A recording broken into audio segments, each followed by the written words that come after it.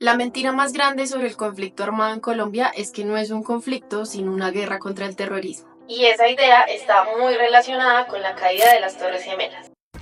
Hola historietos, yo soy Mafe Ricaurte, soy historiadora y este mes entre el montón de cosas que se conmemoran en el mundo está el 9/11, que si ustedes viven en una caverna, fue una serie de ataques que tuvieron como objetivo las Torres Gemelas en Nueva York y el Pentágono en Washington, que es como el centro de seguridad de Estados Unidos. A raíz de esos ataques se empezó a construir desde el gobierno de Estados Unidos un discurso alrededor de la guerra contra el terrorismo. Our fellow citizens, our way of life, our very freedom came under attack in a series of deliberate and deadly terrorist acts. We will make no distinction between the terrorists who committed these acts and those who harbor them. America and our friends and allies join with all those who want peace and security in the world, and we stand together to win the war against terrorism. Básicamente con esa idea se buscaba legitimar la lucha en contra de los responsables de esos atentados, o sea, Al Qaeda. Y además empezaron a crear un montón de políticas transnacionales en ese sentido. ¿Pero eso qué tiene que ver con Colombia? Pues nuestro país la mayoría de las veces ha sido muy aliado de Estados Unidos. Y en medio de esa onda antiterrorista también entramos nosotros, pero con un agravante, y es que aquí teníamos un conflicto armado interno que no se podía entender únicamente bajo la idea del terrorismo. Pero calmación, que vamos a empezar por pasos para que me entiendan. Primero, ¿qué es el terrorismo? Nadie sabe.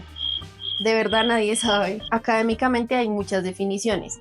Los políticos tienen unas definiciones, las instituciones tienen unas definiciones, cada gobierno tiene como una idea diferente de lo que es el terrorismo. No hay un concepto único y eso pasa por una razón. Si ustedes buscan en la RAE, dice que terrorismo es una actuación criminal de bandas organizadas que reiteradamente y por lo común de modo indiscriminado, pretende crear alarma social con fines políticos. Con esa definición uno se pone a pensar y hay muchas cosas en el mundo político que podrían ser terrorismo, pero en realidad lo son. Entonces es una definición muy ambigua. Esa ambigüedad ha permitido que cada quien haga sus propias interpretaciones, cree su propio concepto de terrorismo acorde a lo que les convenga. En el caso de Estados Unidos le sirvió para iniciar una guerra con grupos extremistas que fue todo un caos y un escándalo por muchas cosas. Y en el caso de Colombia para legitimar la guerra contra las guerrillas, lo que tiene muchas cosas problemáticas. Y para que me entiendan hay que explicar un poquito del conflicto armado a grandes rasgos. Ya les he dicho en otros videos como este que les voy a dejar aquí arriba que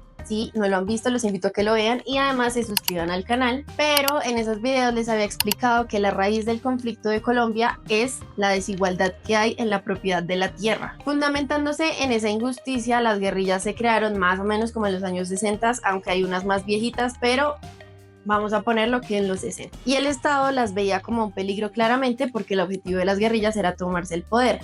Pero el conflicto era sobre todo ideológico. Además, recuerden que estábamos en plena Guerra Fría, entonces también estaba muy presente el tema del comunismo versus el capitalismo. Así que la primera etapa, podríamos decirlo, era una etapa ideológica. La segunda estuvo más marcada como por los problemas de las drogas. El gobierno estadounidense empezó a ver las drogas como un problema de salud pública. Y en su lógica, los responsables de eso eran los que vendían las drogas, o sea, países como Colombia. Debido a la evolución del conflicto, las guerrillas empezaron a utilizar el narcotráfico para financiarse y eso llevó a que el gobierno colombiano a la cabeza de Andrés Pastrana creara una gran política antidrogas llamada el Plan Colombia. Ese plan involucraba tanto a Estados Unidos como a Colombia y claro, implicaba que Estados Unidos le mandara plata a Colombia específicamente y sobre todo a la fuerza pública para que combatiera a las guerrillas. Entonces la segunda etapa es que el conflicto armado era visto como un problema de salud pública. Y la tercera etapa es la del terrorismo. Cuando sucedió lo del 9/11, el presidente era Andrés Pastrana. Como vimos en el video de los acuerdos de paz que les dejo aquí arribita, Pastrana intentó hacer acuerdos de paz con las FARC y fracasaron totalmente. Eso hizo que la opinión pública se decepcionara de la lucha ideológica de las guerrillas, de buscar la paz de forma pacífica, de que la guerra cada vez estaba peor, etcétera, etcétera, etcétera. Y en ese ambiente llegó Álvaro Uribe, quien creó la política de seguridad democrática y desde el inicio, desde el principio, él dijo que iba a ser una lucha contra el terrorismo. Esto sirvió para que Estados Unidos enviara más recursos a Colombia, no solamente para que lucharan contra las drogas, sino también para que lucharan contra el terrorismo. Se cambió totalmente la lógica que se tenía sobre el conflicto armado, porque entonces los grupos guerrilleros dejaron de ser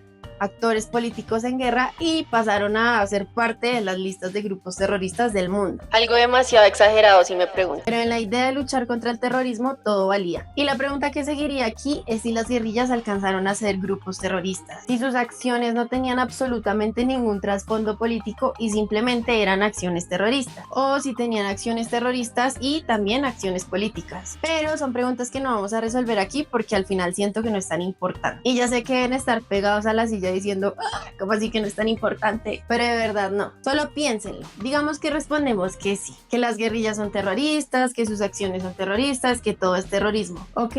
Y eso no resuelve nada. Otro de los problemas del concepto del terrorismo es que no aporta nada. Es muy bueno para justificar cosas en la política, incluso en las leyes, pero para comprender los problemas del mundo no nos dice nada, porque es muy ambiguo. Terrorismo puede ser todo y nada, ya lo vimos en la definición. Decir que las guerrillas son terroristas no nos sirve para comprender el conflicto armado en Colombia y por lo tanto tampoco nos va a servir para buscar soluciones, o si se encuentran soluciones van a estar mal dirigidas, porque si partimos de que no hay conflicto sino de una guerra contra el terrorismo y que los terroristas son los grupos armados e hipotéticamente digamos las fuerzas armadas acaban con todos esos grupos terroristas, ¿de verdad creen que se va a acabar el conflicto?